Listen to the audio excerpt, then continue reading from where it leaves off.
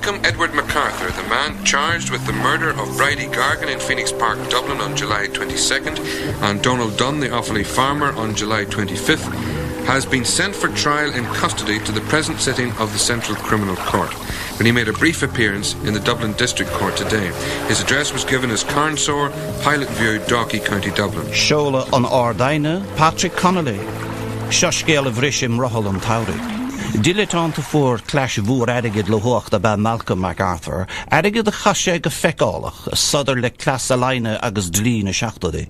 Ban viver a rev makage lina fort near Brenda Little. Ni more on pine vi faka fui nidio gochto do. Vlahig fantasiecht MacArthur. In under job dial, rabalhag she bank. Chuige sin via car agus gunawag, vi planage, chanig she kasur. Go bhóide dia Irania a chiuchach sa malachair. Bhí cór tasalwai, agus bhí sé réile éonrad a dhéanamh chun an cór áil, fiú duine a warú. Tháinig sé go dtí park an Inisce, bhí cuma anáisteachar an nám, bhí féasog mór, bhí tasmór sa lá, cé rá sé a cahabh éadaí an trámar fad. Tháinig sé an bandaltra Bridie Gargan, bhí cór eici, rinne sé iireachtar an cór a chléid, hasí sé trid leis, agus sin rinne sé ansaí arthaí.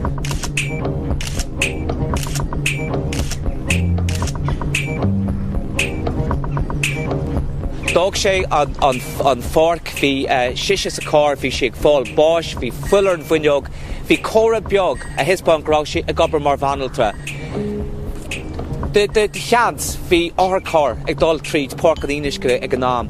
Tháinig siad an córa, tháinig siad an foiil, agus thug siad cabhar de Malcolm MacArthur í a crocha go dtí an hospidal níomh séamas. Agus sin dumpé sé timpeall, dóg sé an cór, agus dóg sé Bridie Gargan ag fáil bháis ag gúla chór, fuair sí bás cúpla lá ina dhé sin. Sin dúnhar ó Bridie Gargan go chuir sin uafás ar ghoine agus faitís ar ghoine thar éon chean eile mar gur mario í láran lei anghrianna tainniú I gceart lár farcan an Uisce agus ise a ligan is cí sa farcan agus híl daoine agus an ceart acu dá mar ó fé duine ina lehéad go áit bhfuil a rud duine bis lán. Ní rá sé críocht an fós, bhí gunna ag tasalmhaid. Tháinig sé fógra an Evening Press, fuair sé bos síos go dtí an tulach mór gunda Offaly agus cúise go Edenderry áit ar bhúil sé le firmúr óg dar badam Dónal Dunne. Dónal was contacted by Malcolm MacArthur from Dublin, as far as I remember, on a Tuesday, and he stopped on his way by to tell me he was going off to sell this gun, but typical of him, he wouldn't want me to know what he was going to get for it. I asked him, will I go with him, and he said no, he'd go on his own, but he'd maybe call on the way back. And that was actually the last time I saw him. His bon Dónal Dunne though, conas an grán chuna a úsáid. Nuair a fuair Malcolm MacArthur amach ceachaí go bailach a meid sin an gan úsáid, dumpí sé timpeall agus lábhah sé Dónal Dunne, fuair sé bás ar a buinte bise. Bhí an drá rónhhaire se, bhí siad tharbheith fuorchúiseach go handúil na a dúnhhaire te duine is ar a dut a hálíonn se. Bhí MacArthur, ní mar ragur an dúnhhaire planáilte, ach bhí plán aige bhí tháinig an bhirte sa malachair agus fuair sé réilób.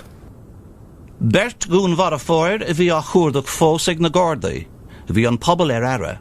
Is sací paróisteach na nochtadaí has dandy eisteach amach. Hánig glíonaí isteach go tuamh. Ach níor chuir MacArthur an dalamológ ar nuachtánaí sráide in nún léire.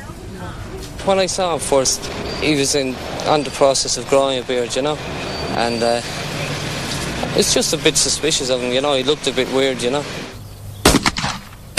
Sullard varig MacArthur Dónal Dunne dá gunna, tugad faoi dara a feire lucht gráin gunna im le clia agus guntain mí. I actually saw him coming to the field, and then later I saw him in the field. Spent most of his afternoon sitting on this seat. He took my notice because of his unusual stance and dress. I was sure it was this bloke, that the descriptions had been given on television, because that evening, the evening before, I'd seen Garda Patrol, and so I said, it must be him, Ach ní raibh mire Malcolm MacArthur hart fós. Bhí plan boy elige chun aige Dáil. Ar an carú lá de Lúnasa de Chnag MacArthur ar Horace Harry Beeling ar Chailor Americanach a bhí coní ar a gil inín léinin am lá clia. Dúirte grá athna agar grá sé cóisiir 8 bliana ribhe sin. Lig Beeling isteach é agus an sin stop MacArthur gan amach agus dúirte grá sé gíorga ar rábal grá airgid ag Castlewhy. Hosí siad a cant agus bhí córá dochreite acab. Dúirt Beeling géirí MacArthur I cheacan beag anín nach rá éon airgid tiramega ach rá seiclár ag a sústaire. Chúis sústaire chun na teiclár a áil bhí MacArthur sásta sin agus ag teach sios an saire do riise amach an doras agus déanaí sé Why MacArthur. Ba bheag nar bhris Beeling isteach doras córsan ag éaló. Chuir sé gléachan na Gardaí a chur sios ar is scíle. Ní sin a bháin, ach glí MacArthur féin ar na Gardaí freisin. Achtar a fear aiste go hála a maidin dar gan. Thir Malcolm MacArthur féin gléachan na Gardaí ag den a tagart don achtar a hála atá Harry Beeling a níthe rive. Agus dúirte gur bob a bhíán, nó gur botúil a bhíán, nó gur rud ag an cear. Agus bhí ag MacArthur ag an am seo grá anam ag na Gardaí. Ach tispáin sé go bailiocht do chuoine, cén sort meon agna bhí ag gnám grá sé tiltnach a anam a lua an tachtar a lua. Agus rud amháin a dhéimhní sé seo in agna na Gardaí ná grá an fear ceart acu. It's go céirh féin MacArthur go bailioch ach bhí a go gur seo é an fear a bhí freigrach as an gá chuir a hála. Bhí plan nua ag MacArthur. Raiach sé bhlach in árasán an Ardaine. Seanna cháirde about Patrick Connolly agus Malcolm MacArthur, cuasaí cultúra agus a laine a thug le chéile iad na seachtaí. Chun é féin a chosint, scé MacArthur an carada sin gan scrúpel. The way in which I came to invite him to stay in my premises was that when he told me that he was going to be around for a few days dealing with his financial affairs, I told him he would be perfectly welcome to stay with me while he was so doing. In the beginning, he demurred about this because he said he did not want to intrude upon my privacy, and so far as I can remember, he also told me that he had been staying for a couple of days already with some friend in Trinity, but I indicated to him that I would not regard his stay as intruding on my privacy at all. All set now for the start of the All-Ireland Hurling Semi-Final 1982. Cad é an dáíocht a thug MacArthur go páirc an chrócaig garda áthamaint in lústán stáit an Ardaine, agus bleachtarí na tíre sa tóire. Hiadar I muscan na VIPs, garda commissionéir na Gardaí. So, dan hasa lehed, dan se lehed, rachag moet an acha leis na Gardaí, chúis be, ní dóna mé. Ní a bhada go dánig na Gardaí chuig doras Patrick Connolly. Ag an deire hir hall ar an tríolá deag de Lúnasa ní de gachta dó, thug fisrathe na Gardaí iad go dtí árasán an Ardaine in Elganis. I wrote in my diary at the time the following entry. When I came home this evening ready to pack for holidays, I found that there were detectives waiting to arrest Malcolm MacArthur. Stop. Absolutely stunned. Stop. The most shattering day of my life. Stop. He is wanted for 2 murders of a violent nature. Unbelievable news. That's the way I recorded it at the time. I went in trying to pull myself together, as it were. I said, I don't know what this is about, Malcolm, but whatever it is, you're on your own. And he said, fine. And so, on Friday, August 13th, just 3 weeks after Bridie Gargan was attacked, Gardaí knocked on the door of the Attorney-General's flat. MacArthur refused to let them in, but when the Attorney-General arrived, MacArthur agreed to open the door and was seized by armed detectives. Well, I think brandú ar na nóchtán, ar na cínlinte na nóchtán ag an nám, is cínte grá seo as Gotham City. Ní étá an scéil seo a chrothú. Bhí sé cho aisteach sin, bhí sé cho as an gnách, bhí sé cho neamhchoitianta, bhí dúnmharfór gafa in árasán an Ardaine. An Tardaine bhí sé garda tíise an lá, bhí meas gan de scéil faoi, bhí dúnmharú, bhí políteach, fi rialtas na tíre, bhí sé dtír choáisteach siad nach rá éandan na nán an scéil sin a lá seáil. Amach sa tránóna sin ine an tríú ládíag, glí Connolly hathí in inis Ficelan. Dinne sé an scéal dá, agus go raibh sé fós rintinnig féin dul sire an lád ar giún. Tá sé dachar a hiiscint cén fáin ar cin an tardaine, an sire sin a chur ceall, is cén fáin ar ordig hathí dó fan acht. An scéil ifigúil ná crá líonna go donna, ach ag gnám céine bhí sé lenta sire, bhí sé mal golóir a míthe, agus níor hiic sé céad go bailach a bhí ará ag Patrick Connolly leis, agus níor húise sé sús go dtí an scéil seo nó go dtí an maidin dar ceann, agus chorú Milan ar an drochlíonna, ach bhí ráfigáil timpeall beidir crá beag an níos mó an ná an drochlíonna féin. Dá chréite, bhíon an idir fad dá chréite, ach dá chréite go gluiseach tríseach scéala mar seo.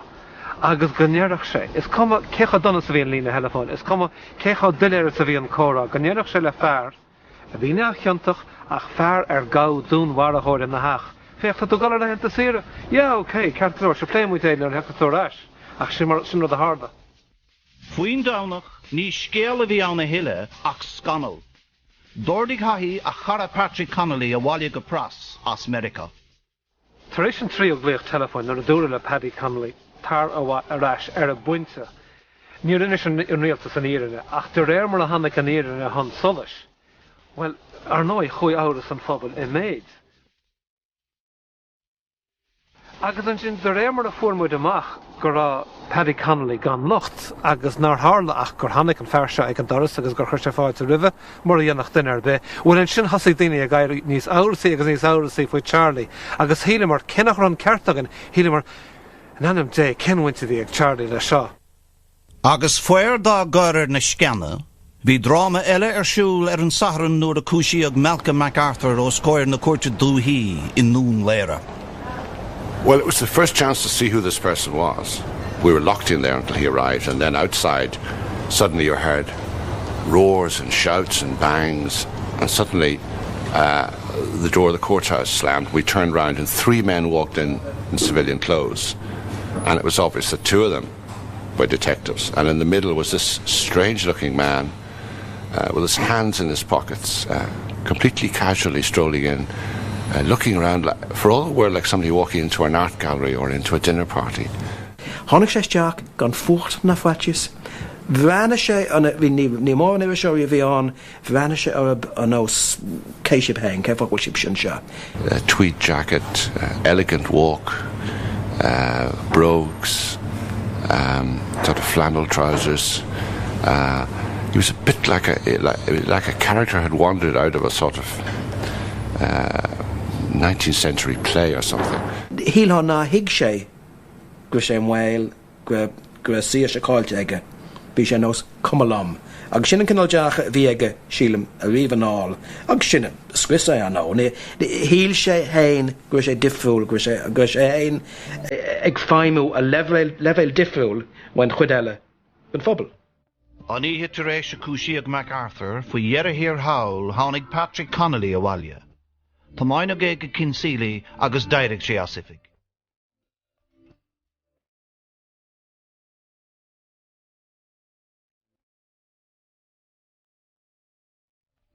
Fear Unric, briste ag MacArthur. Nuair a d'éirigh Paddy Connolly asifig bheith deire leis, híltha. Ach ar nói rinne se seo dochar sa tír, agus an fáganearna se dochar, an cúlra politúil sa tír, agus an sort alíon a bhí ar bon, mar hampla, agus níl seach rá hampla. Airí rialta sé géire ar na Gardaí cúléisteacht le glíonna telefón iriseoirí, gan éon chúis wathabhach go lena leithid. Airí rialta sé géire ar na Gardaí cúléisteacht le glíonna telefón ar rinne airí rialtas eile.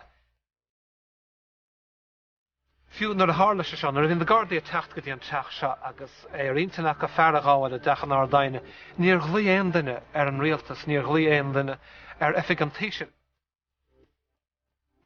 Cé go nach raon scéal úfásachan se ar deire hir atúhain sé le Charlie Haughey ná leis an rialtas.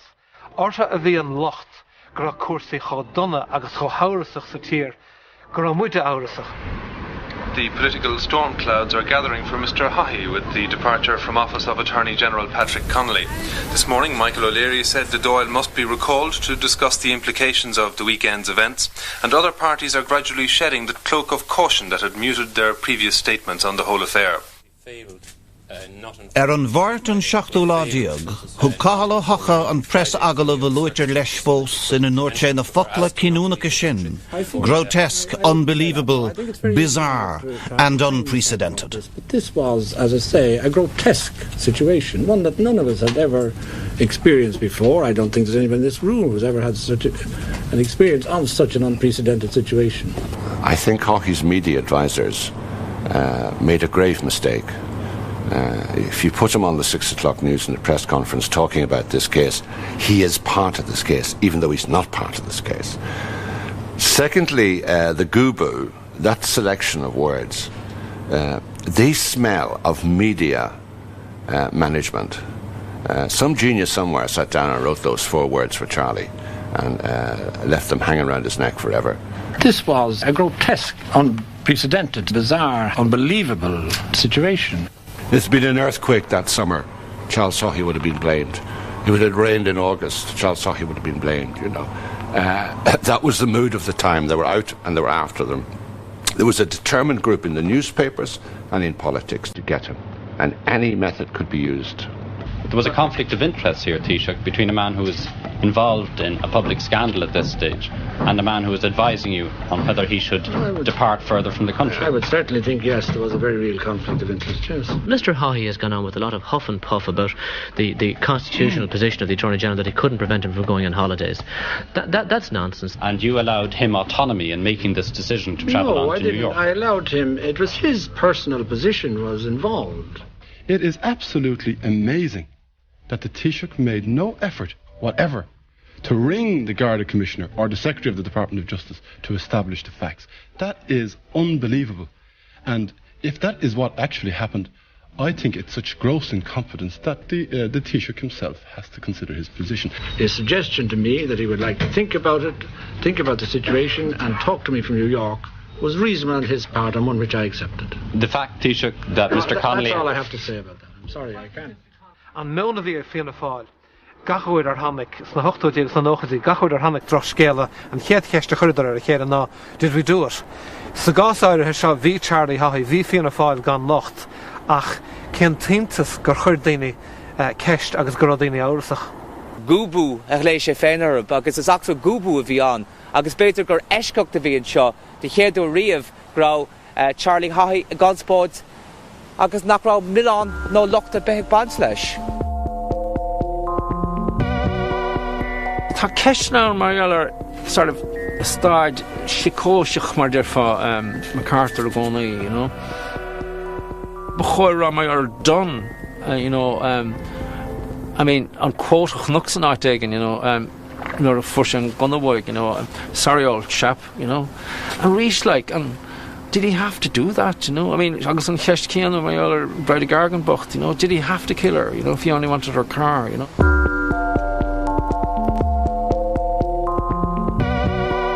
In agalav Writing radio le David Hanley a Crealagar this week, agus MacArthur ochimad fáchin na tríalach. Lower a wahir Irene, fuin a mock Malcolm. I carried on in the tradition that I had been brought up in, and that is the children are seen and not heard. And I went out doing my gardening and my horses and whatever else was on, and this girl came in and taught him. His father invented or fabricated stories. Oh yes, his father fabricated stories to everybody. I mean, that was quite standard. In Malcolm's case, I would say that he might have been a dreamer. And I suppose when there was a money problem and I had been asked for money, it was always, I'm only borrowing it off you and I'll be giving it back to you when I get my own money. Nuair bhí sé fnacht in Árasán Connolly, de bhíoh sé crufisar for taxis agus crufisar rudí suarcha agus a taxi a hacht chuige le say popper nóchta nó le screwdriver nó rud ag an aisteach, you know, tá good. So begin nach tianta in sa tlísn has sé amach. So Bhí sé sin an ó hús, so do bhainte sin le MacArthur ó hús. Bhí a fersantacht agus a charachtar ahananta. You visited him several times in prison. Did he express any remorse for killing this girl? I don't think the subject was ever brought up, because, as I say, we did not discuss what you call the case.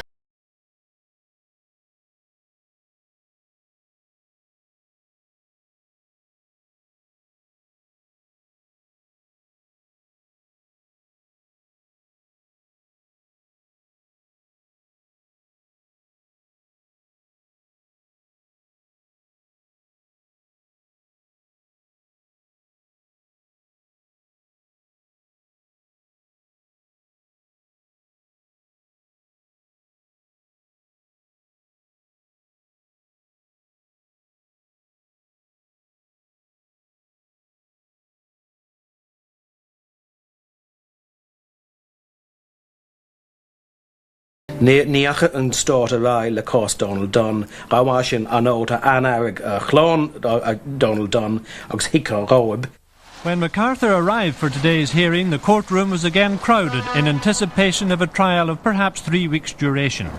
Handcuffed to a prison officer, MacArthur was escorted into the forecourts by Gardaí. I remember the case was over before I realised that it even started. The state has never formally acknowledged that Malcolm MacArthur killed my brother. The evidence is there. He admitted doing it. My brother's gun was found in the Attorney General's flat. The detectives involved in the case told me on several occasions that Dónal's case was by far the stronger of the two, in terms of they had very hard evidence to link Malcolm MacArthur with Dónal's death, and yet it wasn't proceeded with. For my father to have to walk in and actually observe it, it was, I think he took it to his grave. It was a huge disappointment to him that he had lost his son, and the state hadn't even had the decency to explain to him what was happening in the court case. It was like a kick in the stomach. That can't be right. There is something wrong. Dónal was the victim at the time of the crime. The Dunne family now seem to be the victims. Ar nói del sé do réine áirithe Paddy Connolly mar hampla nach necha an cás seo cuairte riú. Nis déir Loch Tlí go bhfuil an scéal dú agus bán. Má phléadál an duine cyntach ní éistear an cás an chuine agus mar a déan an stát chan cín le cás dúnmhartha a naid duine bhfuil ar nói ní bhíon an cás cuairte an. Ach cibé cós riatá leis dag sé áras a measc an phobal agus bhí áras ar ghoine go rothas a tuairt ara nó go rothas ag éascú an scéal do ghoine cuachtacha.